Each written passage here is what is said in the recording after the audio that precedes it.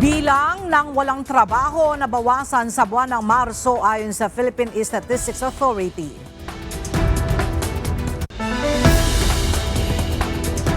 Paglalagay ng price cap sa ilang commodities gaya ng baboy at carrots pinag-aaralan na ng Department of Agriculture. Ilang delegasyon mula sa ASEAN countries nagsisimula ng dumating sa Cebu.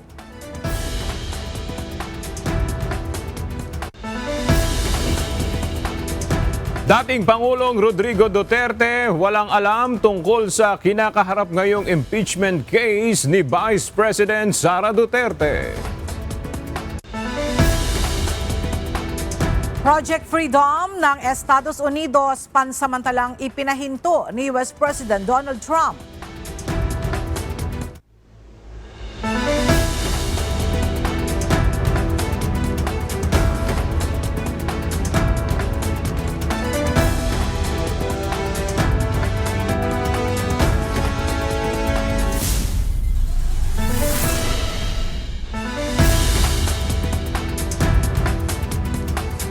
Magandang tanghali mga kasangbahay. Ngayon po ay araw na Miyerkules, May 6, 2026. Tayo po ay sabayang napapakinggan sa Radyo La Verdad 1350, ang UNTV Radio. At una sa mga balita ngayong tanghali. 7 lugar sa bansa ang makararanas ng Danger Level Heat Index ngayong araw batay sa Heat Index Forecast ng Philippine Atmospheric Geophysical and Astronomical Services Administration ng Pag-asa. Pinakamainit sa Tacloban City, Leyte na maaaring umabot ng 45 degrees Celsius. 43 degrees Celsius naman ang maaaring maranasang init sa Cuyo, Palawan at La Granja, La Carlota, Negros Oriental. 42 degrees Celsius naman ang mararanasang init sa Bacnotan, La Union, Apari, Cagayan, Virac, Catanduanes at Iloilo City. Pinag-iingat ang publiko sa mga heat-related illnesses. Pangunahin na ang heat stroke. Bahagyang nabawasan ang bilang ng mga walang trabaho noong buwan ng Marso kumpara noong buwan ng Pebrero batay sa bagong datos ng Philippine Statistics Authority o PSA. Nitong Marso, nasa 5% ang unemployment rate habang noong Pebrero ay umabot ito sa 5.1%. Gayunman, kahit bahagyang bumaba, mas mataas pa rin ang numerong ito kumpara sa 3.9% unemployment rate noong nakaraang taon sa kaparehong panahon. Pumalo sa 7.2% ang naitalang inflation rate sa bansa para sa buwan ng Abril ngayong taon.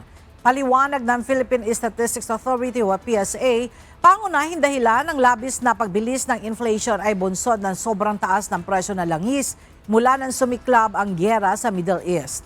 May ulat si Dante Amento. February 28, 2026 nang magsimula ang gyera sa pagitan ng US, Israel at Iran. Kaliwat kanan ang mga naging pag-atake kung saan maraming oil infrastructures sa Middle East ang nawasak dahil sa digmaan. Habang naging malaking hamon rin ang usapin sa Strait of Hormuz na siyang pangunahing dinadaanan ng mga oil tanker. Dahil sa tensyon at hindi matapos-tapos na hidwaan, nagresulta ito ng labis na pagtaas ng presyo ng mga produktong petrolyo sa global market. Dito sa Pilipinas, mula nang sumiklab ang gyera, sunod-sunod na ang ipinatupad na mega oil price hike ng mga kumpanya ng langis. At ito ang pangunahing dahilan kaya't mabilis na umakyat sa 7.2% ang naitalang inflation rate sa bansa para sa buwan ng Abril ngayong taon. Batay sa report kahapon ng Philippine Statistics Authority, pumalo sa 122.7% ang naitalang inflation rate sa pagtaas ng presyo ng diesel noong nakaraang buwan, habang 59.6% naman ang sa gasolina. Ayon kay National Statistician Undersecretary Dennis Mapa, ito na ang pinakamataas na antas ng inflation rate na nai-record para sa diesel at gasolina mula pa noong December 2018. Ang pangalawang dahilan ng mas mataas na antas ng inflation nitong Abril kumpara noong Mayo ay ang mas mabilis sa pagtaas ng presyo ng transport na may 21.4% inflation rate. Ito ay may 33.1% share sa pagtaas ng pangkalatang inflation sa bansa. At dahil sa sobrang taas ng presyo ng diesel at gasolina, bumilis sa 21.4% ang inflation sa sektor ng transportasyon na nag-ambag ng malaki sa 7.2% na headline inflation sa bansa. Ayon pa sa PSA, mas naramdaman ang pagtaas ng presyo ng petroleum products sa labas ng National Capital Region. Ang nag-ambag sa mas mataas na antas ng inflation para sa transport itong Abril ay ang mas mabilis na pagtaas ng presyo ng mga sumusunod. Gasolina na may 59.6% inflation rate at diesel na may 122.7% inflation rate at other passenger transport by road na may 4.1% inflation rate, particular dito ang pamasahe sa tricycle. Paliwanag pa ng ahensya, nakaambag din sa pagtaas ng inflation ng petroleum products ang paghina ng palitan ng piso kontra dolyar. Ito ay dahil binabayaran ng US dollar sa global market ang binibiling diesel at gasolina. At dahil mas nabibili ito sa mas mahal na presyo, nagre-resulta yan sa pagtaas ng pamasahe sa mga pampublikong sasakyan gaya ng sa tricycle.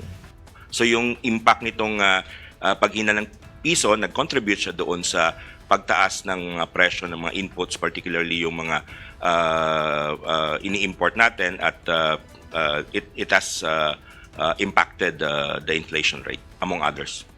Bukod sa mga nasa transportation sector, malaki rin ang epekto ng mataas na presyo ng diesel maging sa mga mangingisda dahil ginagamit din nila ito upang mapagana ang kanilang mga bangka sa pagpalaot. Ito naman ang siyang nagiging dahilan kaya tumataas ang presyo ng isda sa merkado. Bukod sa tensyon sa Middle East, inihayag ng PSA na maaari ding makaapekto sa presyo ng pagkain, kuryente at tubig sa mga susunod na buwan ang epekto ng matinding init ng panahon. Dante Amento, UNTV, News and Rescue. Diyos ang aming sandigan, serbisyo publiko ang aming pinahahalagahan. Isa ang Philippine National Police sa pinagkakatiwalaan ng mamamayang Pilipino base sa resulta ng pinakahuling survey ng Okta Research. Nakakuha ang Philippine National Police ng 63% trust rating habang 61% naman ang kanilang satisfaction rating sa unang bahagi ng taong 2026. Nagpasalamat naman ang PNP sa patuloy na tiwala at kumpiyansa ng mamamayang Pilipino. Nangako din ito na lalo pang pagbubutihin ang trabaho para mapanatili ang kapayapaan at kaayusan para maprotektahan ang komunidad. Iginiit ng Department of Social Welfare and Development o DSWD na hindi dapat sisihin ang mga benepisyaryo ng Pantawid Pamilyang Pilipino Program o 4Ps sa biglaang pagtaas ng singil sa kuryente. Ayon kay Social Welfare Secretary Rex Gatchalian, ang bill shock na nangyari ay dahil sa generation cost mismo ng Meralco. Wala pa anya sa kalahating sentimo ang napupunta sa lifeline rate subsidy na nakalaan sa diskwento ng 4Ps members. Tiniyak ng Department of Social Welfare and Development noong nakahandang 3.19 billion pesos na halaga ng ayuda para sa mga apektado ng pag-aalboroto ng Mayon Volcano. Ayon sa DSWD, binubuo ito ng mga stockpile ng pagkain at standby funds na ibibigay sa mga local government unit. Ayon sa ahensya, sa lalawigan ng Bicol, mayroong naka-standby na higit 260,000 na family food packs na naka-preposition at ipinamamahagi sa mga apektadong residente.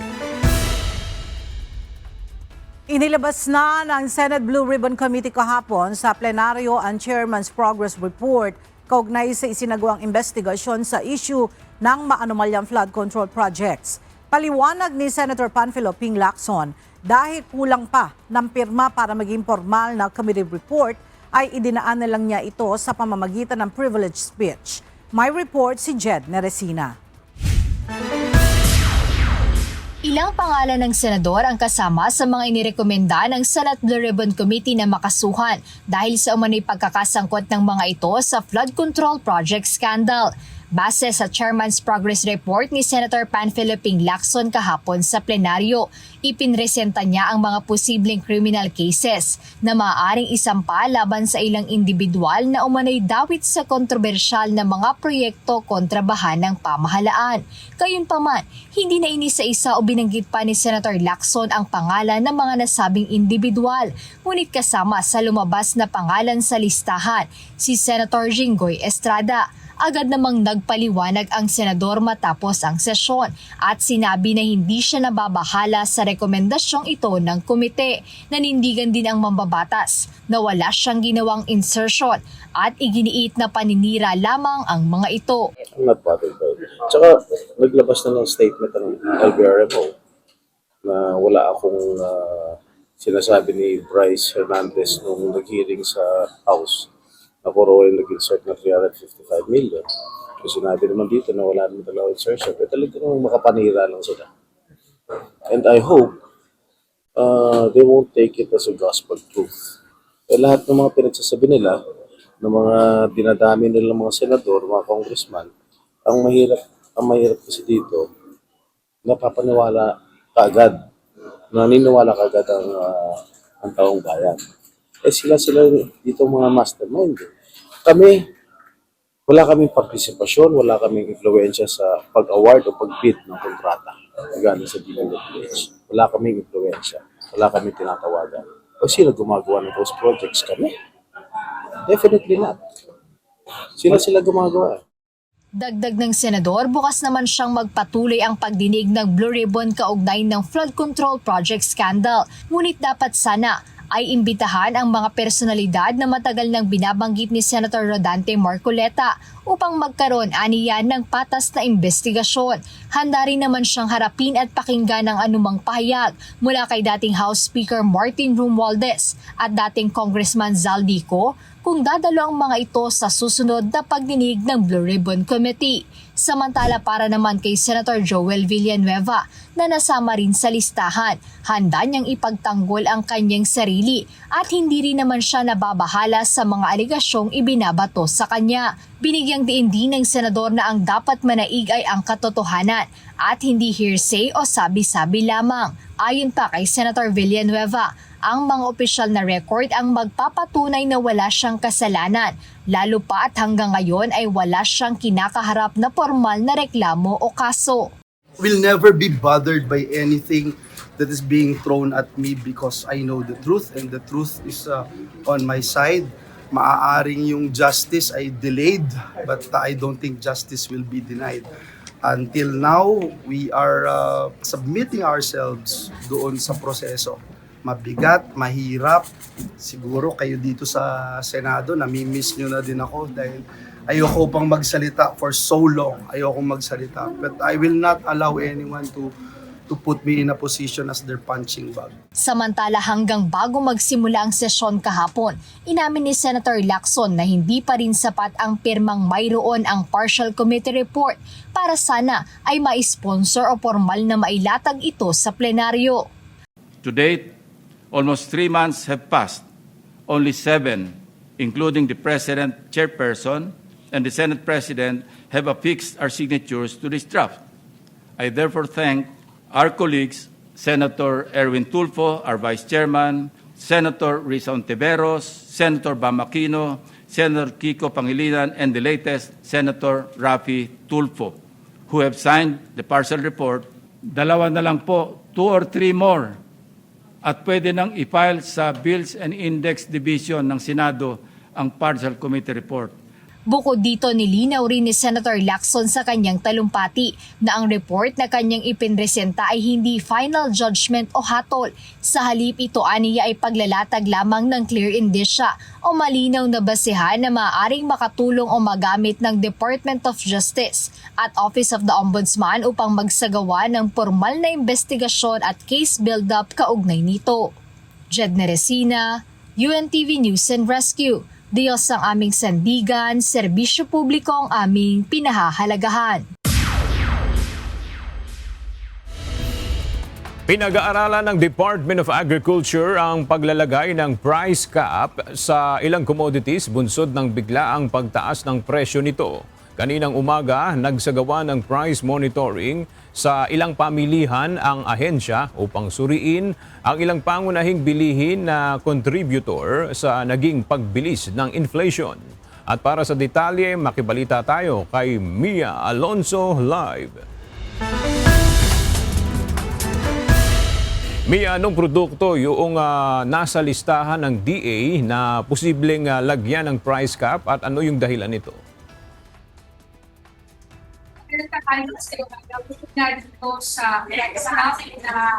Sa imported na bigas na naisumite na sa Pangulo at hinihintay na lamang ang approval, isa rin sa tinitingnan ngayon ng Department of Agriculture ang paglalagay naman ng price cap sa karne at sa karot.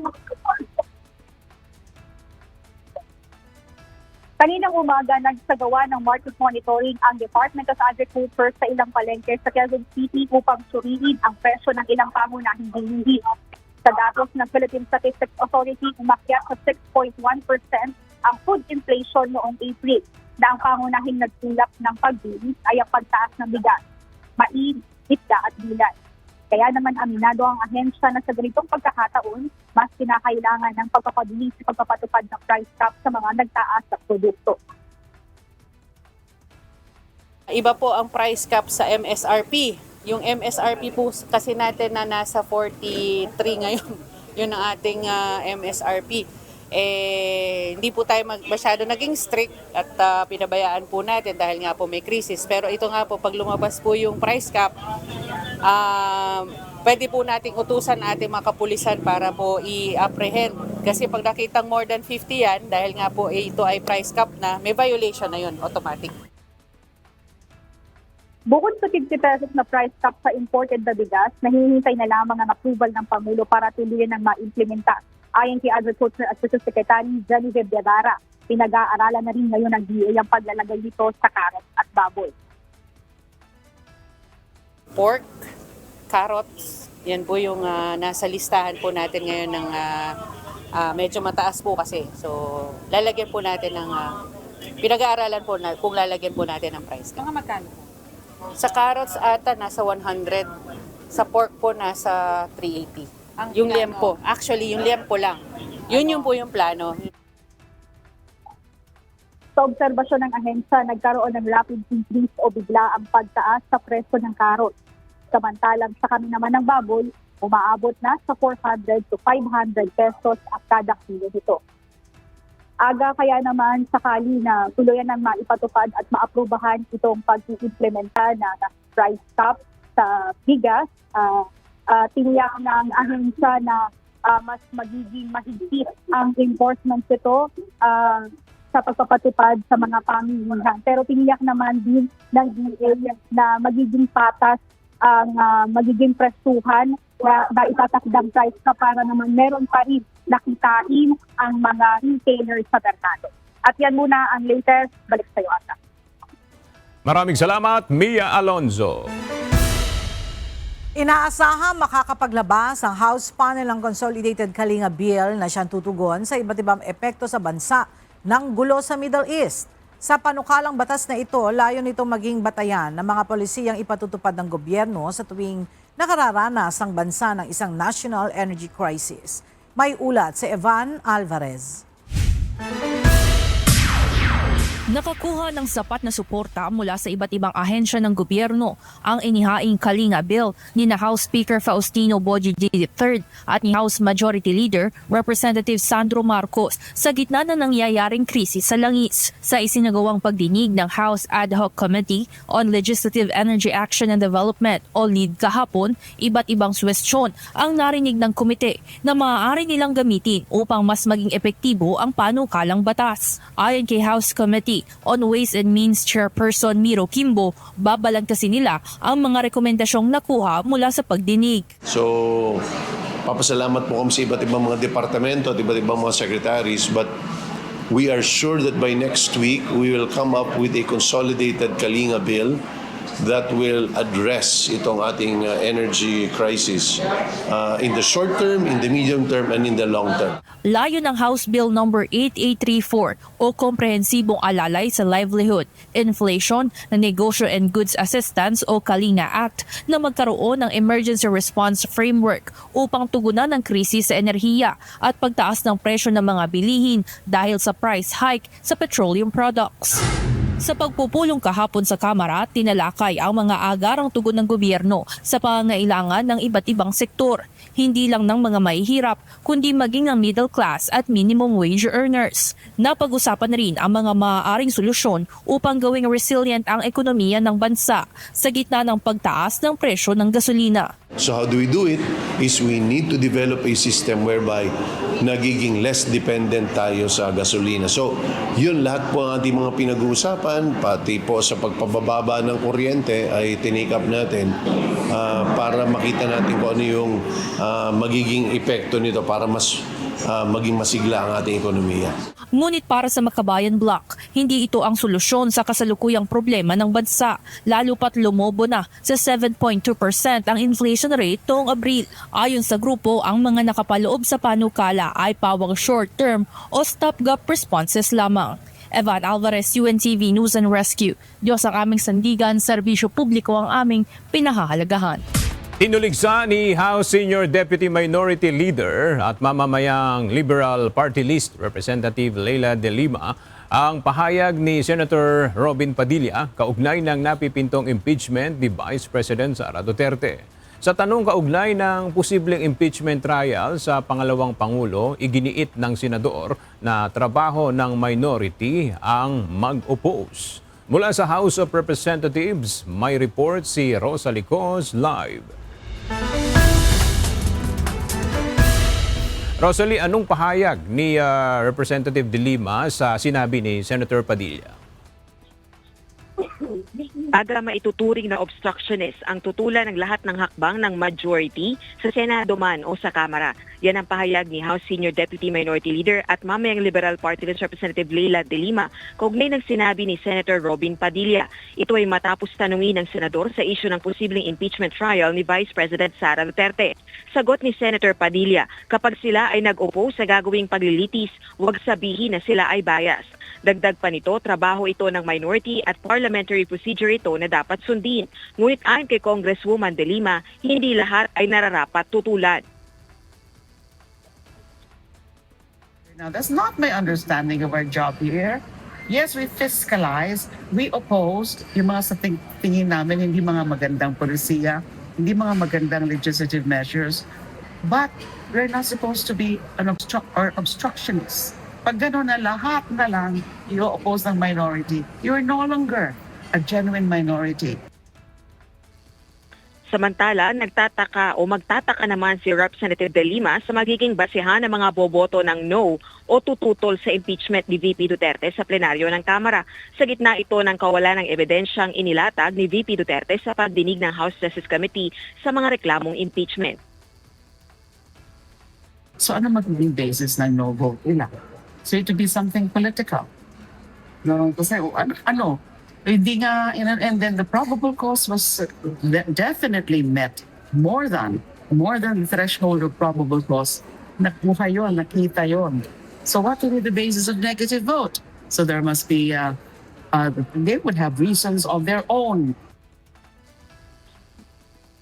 Sa susunod na linggo, inaasahang matatalakay na at mapagbobotohan sa plenaryo ng Kamara ang resolusyong articles of impeachment laban kay VP Duterte. Balik sa iyo, Ella. Maraming salamat, Rosa Licos.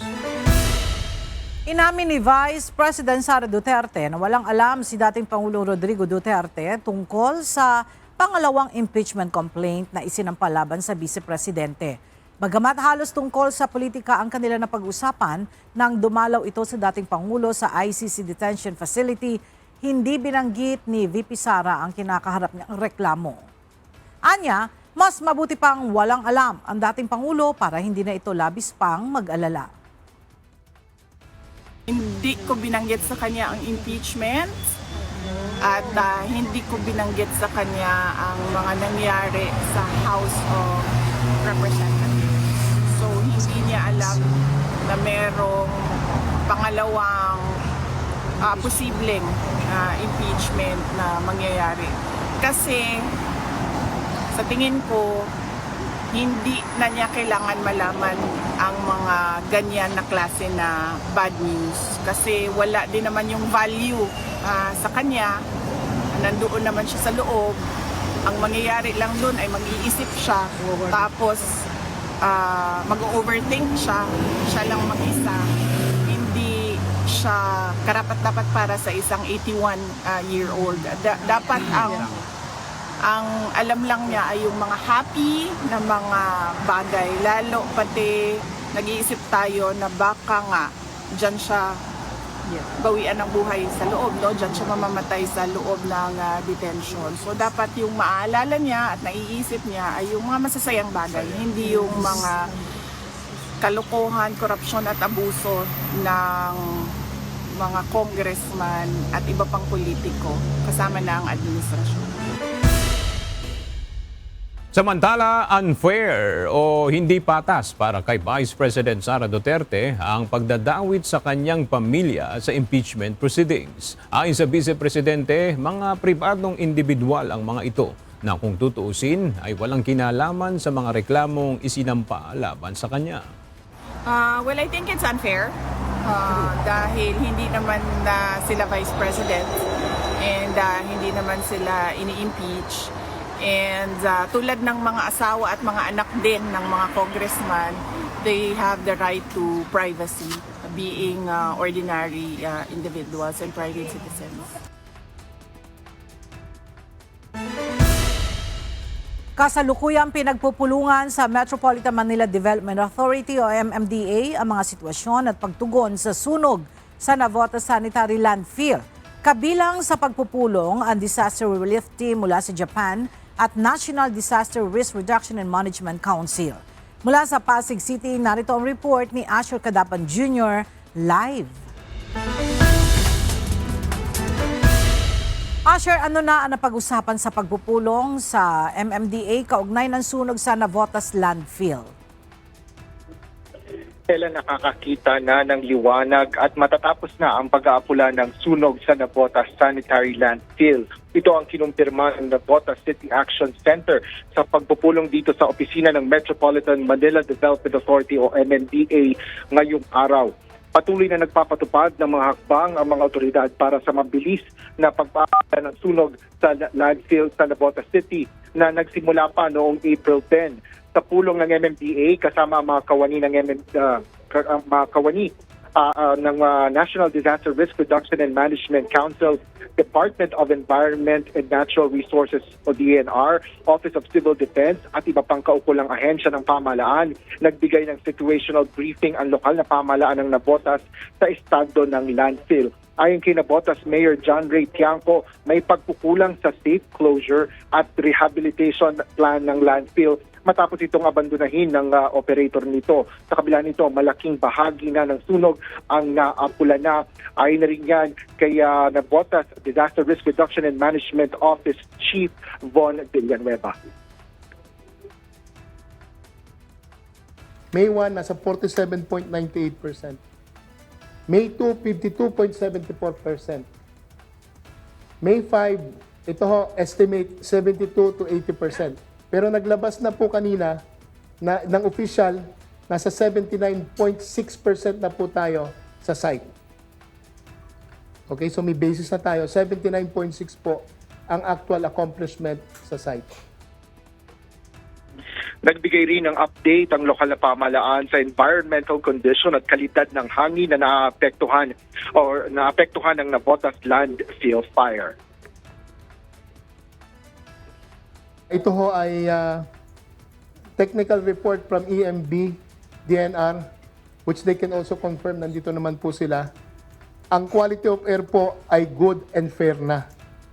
Meaning, from what it was, we are now almost done. Maganda na po ang quality of air sa palibot at labas po ng Navotas, pati po sa buong NCR. Ella, kasama rin sa pulong ang grupo mula sa Japan Defense Team, mula sa Japan International Cooperation Agency o JICA, sa koordinasyon ng Japanese Embassy sa bansa na tumutulong sa containment operations. Mula dito sa Pasig City, balik sa iyo, Ella. Maraming salamat, Asher Kadapan Jr.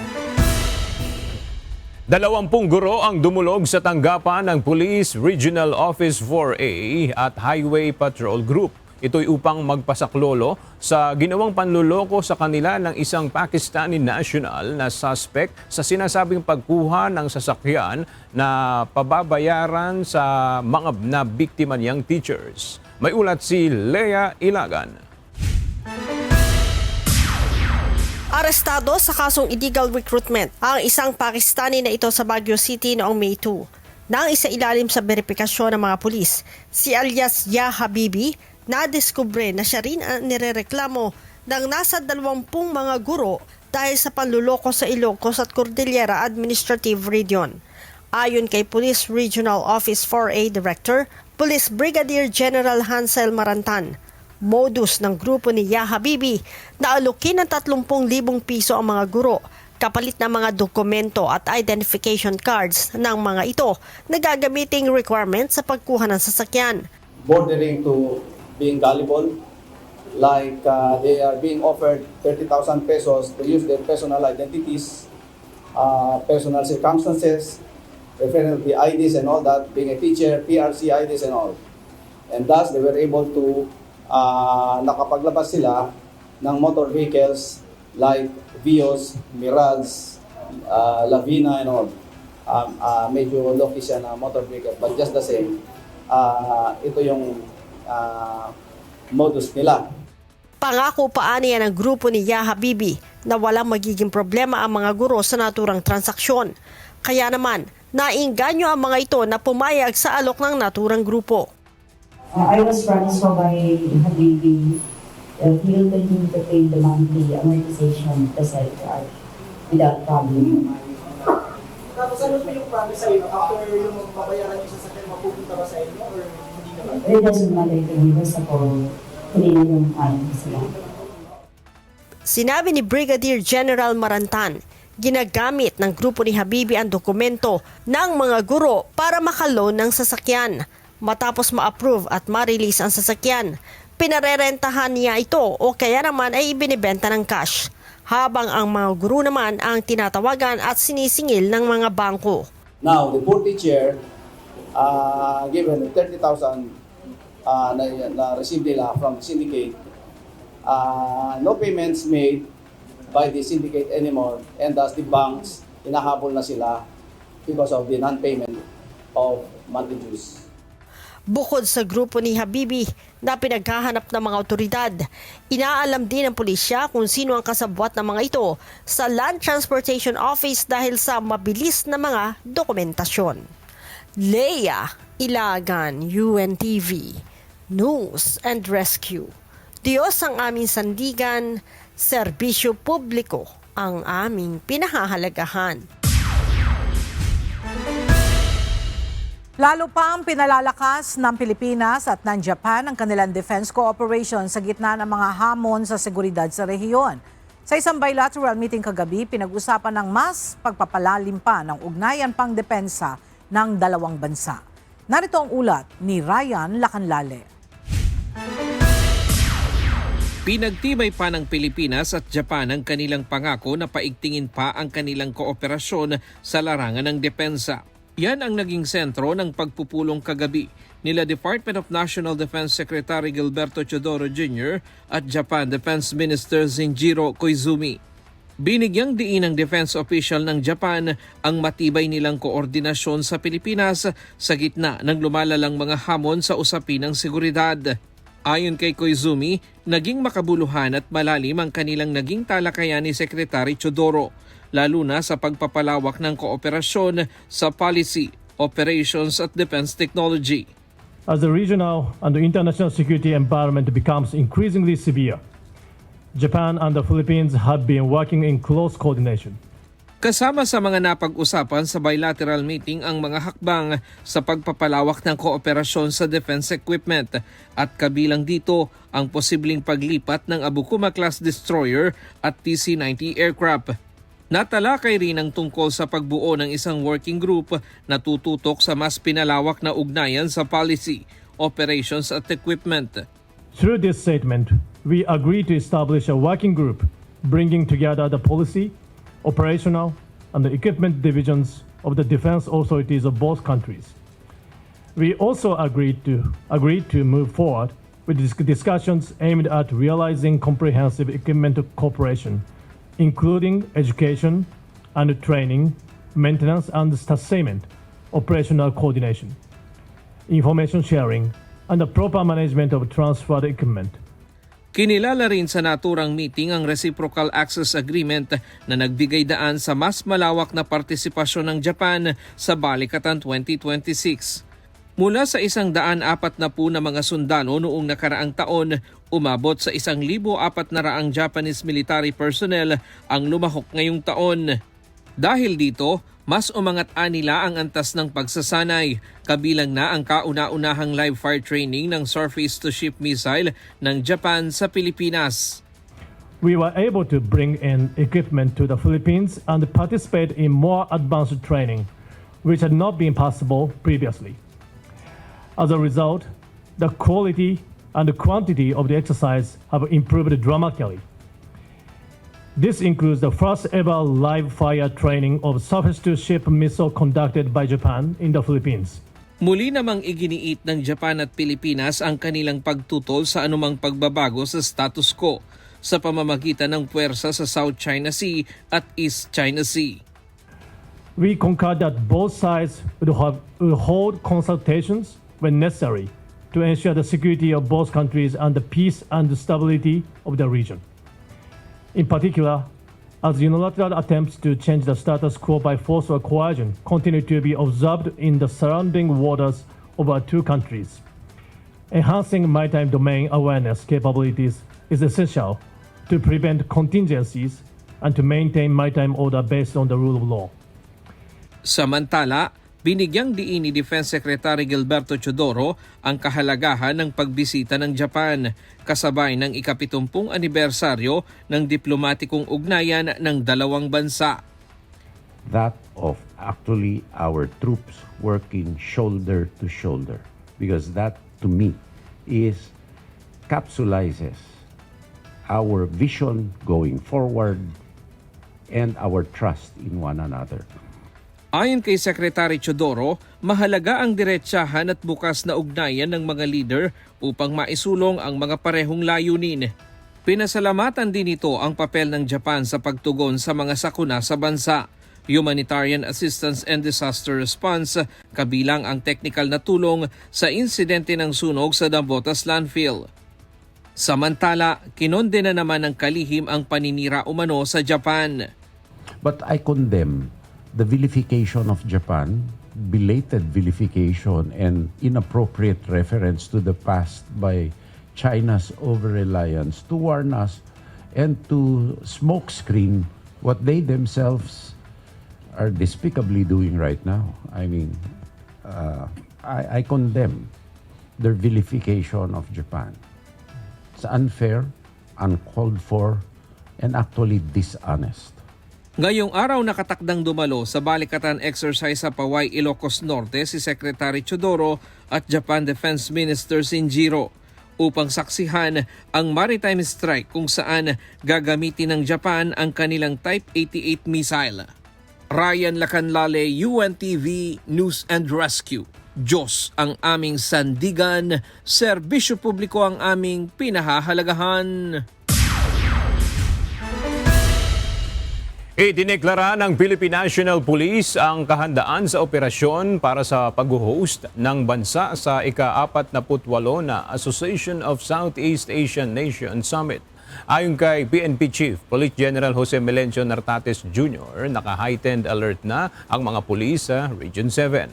Sa katunayan, nasa higit 7,300 na tauhan mula sa PNP, Armed Forces of the Philippines, Bureau of Fire Protection Philippine Coast Guard, Department of Health at iba pang katuwang na ahensya ang ipinadala sa Central Visayas. Kabilang sa tungkulin ng mga pulis ay ang pangangalaga sa seguridad ng mga lugar na pagdarausan ng pagpupulong.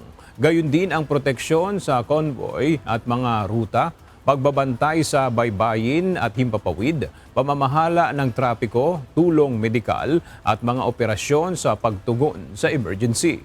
Mayroon ding mga cyber patrol unit para bantayan ang disinformation at mga digital na banta sa buong panahon ng ASEAN. Pinalakas din ng PNP ang intelligence gathering para mapigilan ang anumang posibleng panganib sa seguridad. Sa kabila ng malawakang deployment ng mga tactical unit, nilinaw ni Police General Nartates na wala namang kasalukuyang banta sa seguridad ng ASEAN. Nagsisimula ng dumating sa Mactan, Lapu-Lapu City ang mga delegasyon mula sa mga miyembro ng Association of Southeast Asian Nations o ASEAN ngayong araw. Kaugnay ito ng magaganap na 48th ASEAN Summit and related meetings na magsisimula bukas. Mula sa International Media Center sa Mactan, Cebu, may live report si Gladys Toabi. Gladys, kumusta ang paghahanda dyan sa pagdating ng mga leader ng ASEAN? Ella, naka-alerto na ang mga otoridad ng Cebu para sa pagdating ng mga leader ng Association of Southeast Asian Nations o ASEAN para sa magaganap na 48th ASEAN Summit and related meetings na magsisimula bukas. Nakakalat na sa paligid ng Mactan New Town ang mga pulis para matiyak ang seguridad sa lugar kung saan magaganap ang mga pagpupulong. May mga ipinatutupad na ring road closures o road control sa ilang bahagi dito sa Lapu-Lapu City, partikular na sa bahagi ng Mactan hanggang sa Punta Inganyo na malapit lang at nasa paligid ng Mactan New Town. Kaya pinapayuhan ang mga motorista na planuhin ang kanilang mga biyahe upang maiwasang maabala. Kaugnay nito, idineklara na rin bilang special non-working holiday ang May 6 hanggang May 8 sa Mandaue City at Cebu City. Ito ay bilang dagdag seguridad dahil dalawang lungsod na ito ay kasama sa mga lugar na dadaanan ng mga delegado. Bukas magaganap o bago maganap ang leaders meeting, may mangyayari munang mga ministerial level meetings kabilang na ang pagpupulong ng foreign ministers at ASEAN Economic Community meeting. Dito naman ay tatalakayin ang mga ilalabas na outcome documents ng ASEAN leaders, kabilang narito ang posisyon ng ASEAN sa Middle East conflict. Ella, mamayang gabi ay inaasahan naman ang pagdating ng Sultan ng Brunei na si Hassanal Bolkiah at si Pangulong Ferdinand Bongbong Marcos Jr. na siyang chair ng ASEAN ngayong taon. Yan muna ang ating update. Balik sa iyo, Ella. Maraming salamat, Gladys Toabi.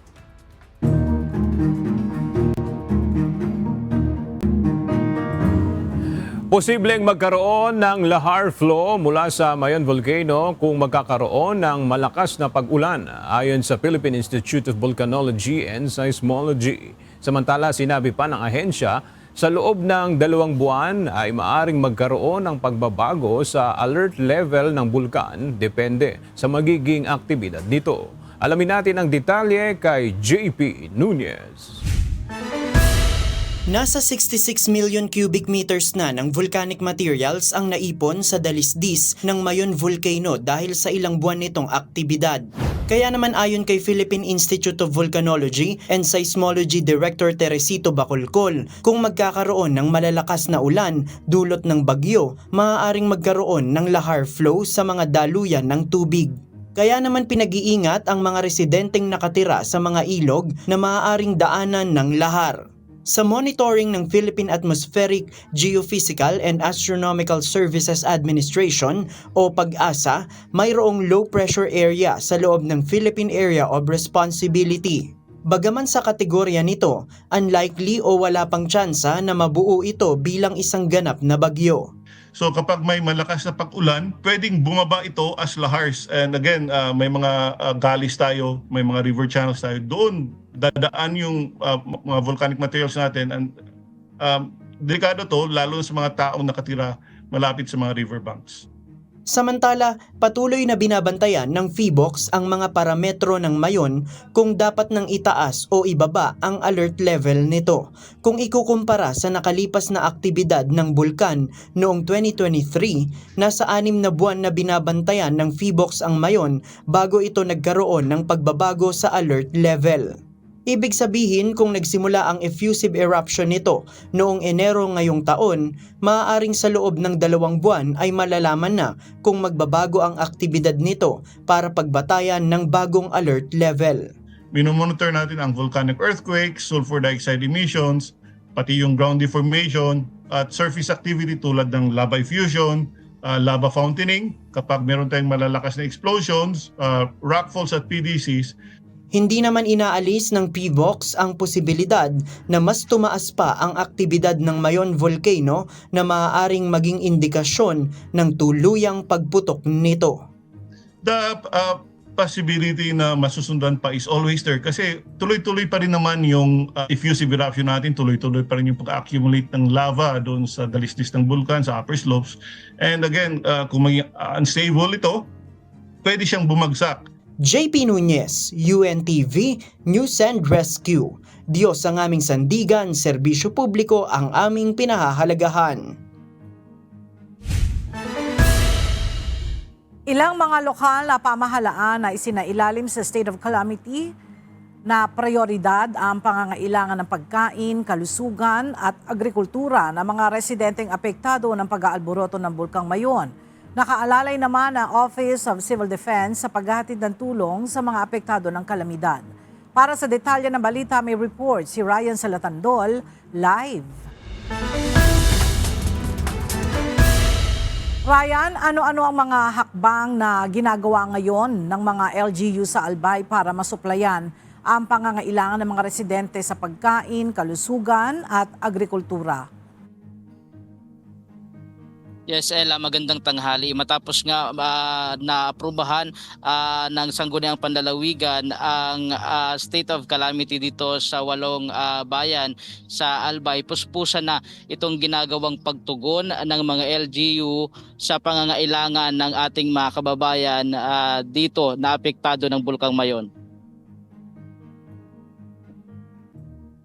Ela, sa Ginubatan Albay, patuloy ang pag-iikot ng lokal na pamahalaan, katulong ang Office of Civil Defense Region 5 upang mamigay ng 24,000 na tag 6 liters bottled water para sa mga kababayan nating apektado ng pag-aalboroto ng Bulkang Mayon. Una nang nagkaloob ang OCD ng mga hygiene kits at iba pang mga essential goods sa ating mga kababayan.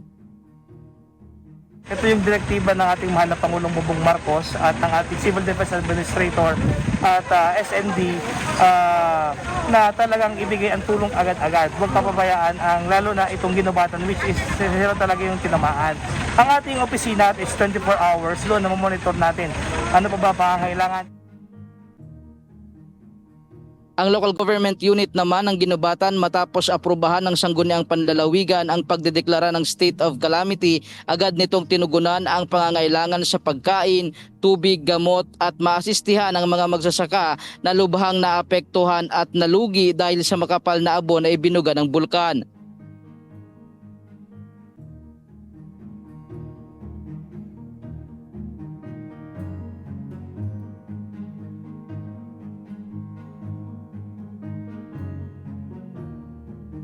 Sa initial na report, nakapagtala na ng 1.5 million pesos na damage sa agrikultura. Samantala, lubos naman ang pagpapasalamat ng LGU Ginubatan sa tulong ng bawat government agencies, uniformed personnel, Office of Civil Defense, provincial government at national government upang tugunan ang pangangailangan ng mga mamamayan dito sa Ginubatan, Albay. At yan muna ang latest live mula dito sa Ginubatan, Albay.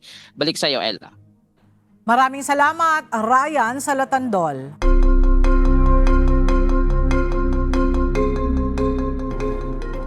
Inanunsyo ni US President Donald Trump ang pansamantalang pagpapatigil ng Estados Unidos sa operasyon nitong Project Freedom sa Strait of Hormuz na nagsimula lamang nitong Lunes. Ayon kay Trump, ito ay dahil sa anyay great progress na isinasagawang pakikipag-usap nito sa Iran. Narito ang ulat ni JP Nunez. Matapos ang isang araw na pagsisimula ng Project Freedom, ang operasyong naglalayong gabayan ang mga stranded na barko palabas ng Gulf, ipinahayag ni US President Donald Trump na magkakaroon ito ng short pause. Ayon sa Pangulo, ito ay bunsod ng mutual agreement dahil sa malaking pag-unlad o great progress sa isinasagawa nitong diplomatikong solusyon sa tensyon sa Middle East. Nilinaw ni Secretary of State Marco Rubio ang Project Freedom ay hindi offensive operation. This is a defensive operation. And what that means is very simple. There's no shooting unless we're shot at first. Okay? We're not attacking them. But if they're attacking us or they're attacking a ship, you need to respond to that. You're not going to let some fast boat come up on a ship and shoot it up. We're going to respond to it, and we've been successful at it. Subalit taliwas naman dito ang ipinapalabas ng Iranian state media. Ayon sa kanila, ang hakbang na ito ay pag-atras o retreat ni Trump matapos ang umano'y pagkabigo nitong muling buksan ang crucial na daluyan ng langis. Samantala, sa isang press briefing, kinumpirma ni Secretary of State Marco Rubio na opisyal nang tapos ang orihinal na US-Israeli offensive na tinatawag na Operation Epic Fury. The president, our president, has proven time and again that his preference is peace. But Iran must accept the reality of this situation and come to the negotiation table and accept terms that are good for them but ultimately good for the world. The diplomatic path, if there's a real diplomatic path. Bagaman nais ng Amerika ang kapayapaan, nagbabala si Rubio sa pinuno ng Iran na pag-aralang mabuti ang kanilang mga hakbang matapos magdulot ang mga pag-atake ng US ng matinding pinsala sa ekonomiya ng Iran. If there is one there, it could be one that leads them to reconstruction, to prosperity, and to stability, and to not posing a threat to the world. The alternative is growing isolation, economic collapse, and ultimately total defeat. I know what the right choice is for Iran. I hope that the people over there making decisions will make the right one. Sa kabila ng mga pahayag na ito, nananatiling mataas ang tensyon sa gitnang silangan. Iniulat ng UK Maritime Trade Operations o UKMTO na isang cargo vessel ang tinamaan ng unknown projectile sa Strait of Hormuz. Kasabay nito, inakusahan ng UAE ang Iran ng pagpapalipad ng mga missile at drone sa kanilang teritoryo, bagay na itinanggi naman ng Tehran. Inaasahang magiging focus ng diplomasya ni Trump ang issue sa kanyang pagbisita sa China sa susunod na linggo, kasabay ng pakikipag-ugnayan nito sa bansang Japan upang tuluyang maresolba ang krisis sa enerhiya at malayang paglalayag sa Strait of Hormuz. JP Nunez, UNTV, News and Rescue. Diyos ang aming sandigan, serbisyo publiko ang aming pinahahalagahan.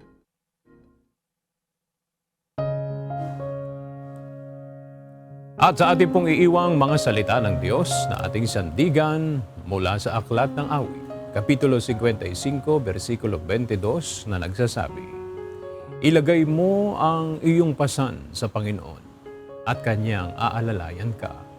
Hindi niya titiising makilos kailanman ang matuwid.